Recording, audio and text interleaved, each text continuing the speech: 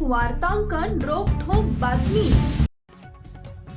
Bharat Ratna doctor Babasaheb Ambedkar यांच्या जयंतीनिमित्त राज्यभरात साजरा करण्यात येणाऱ्या भारतरत्न डॉक्टर बाबासाहेब आंबेडकर सामाजिक सप्ताहाचं सोलापूरमध्ये उत्साहात उद्घाटन करण्यात आले। सहाय्यक समाज कल्याण कार्यालयाच्या वतीनं 8 एप्रिल ते 14 एप्रिल या कालावधीत हा सप्ताह साजरा होणार असून याद्वारे सामाजिक न्याय आणि जनजागृतीचे विविध उपक्रम राबवले जाणार आहेत। सहाय्यक आयुक्त सुलोचना सोनवणे यांनी या 7 दिवसांच्या कार्यक्रमाचे सविस्तर नियोजन सादर केलंय। कार्यक्रमाचा शुभारंभ उपायुक्त तथा जिल्हा जात पडताळणी समितीचे अध्यक्ष रवींद्र कदम यांच्या हस्ते दीप प्रज्वलन व प्रतिमा पूजनाने झाला।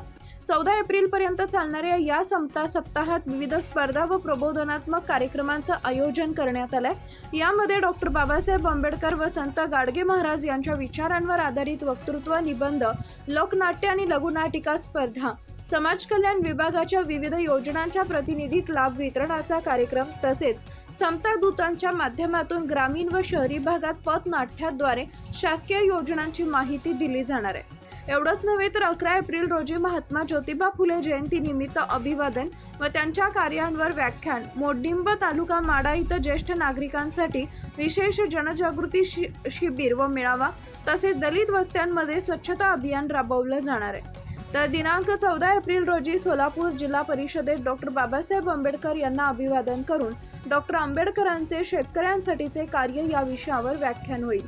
या प्रसंगी प्रकल्प अधिकारी प्रणिता कांबळे, तालुका समन्वयक संदीप मोरे, कार्यालय निरीक्षक विठ्ठल दसाडे यांच्यासह समतादूत आणि कार्यालयातील कर्मचारी उपस्थित होते। कार्यक्रमाचं सूत्रसंचालन गणेश पवार यांनी केले तर उमेश पुजारी यांनी उपस्थितांचे आभार मानले।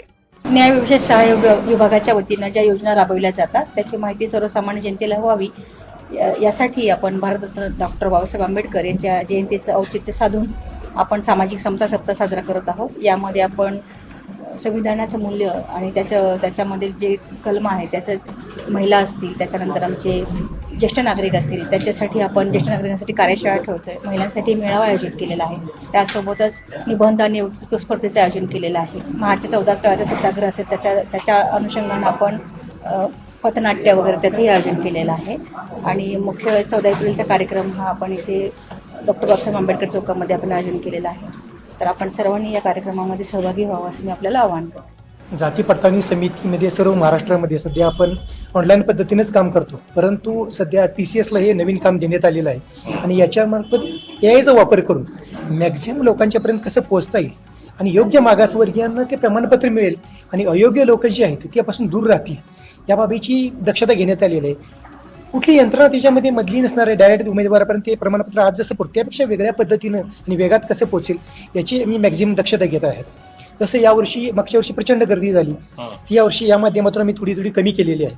आता 22,000 प्रमाणपत्र आपलं 1 एप्रिलपासून आतापर्यंत आपण सोलापूर जिल्ह्यात महाराष्ट्रात सर्वात जास्त प्रमाणपत्र आपल्या जिल्ह्यात इश्यू झालेली आहेत। ही अजून याच्यामध्ये वाढ झाली पाहिजे यासाठी आम्ही प्रयत्न करणार आहोत आणि हे AIचा वापर झाला तर मॅक्झिमम पद्धतीनं हे कसं काम करता येईल याचं मोठं नियोजन आपल्याकडे झालेलं आहे। ती योजना यावर्षी चालू करण्यात येईल। महाराष्ट्रातील महत्त्वाच्या आणि ताज्या बातम्या पाहण्यासाठी आमच्या जय हो न्यूज चॅनलला सबस्क्राईब करा आणि बेल आयकॉन प्रेस करा।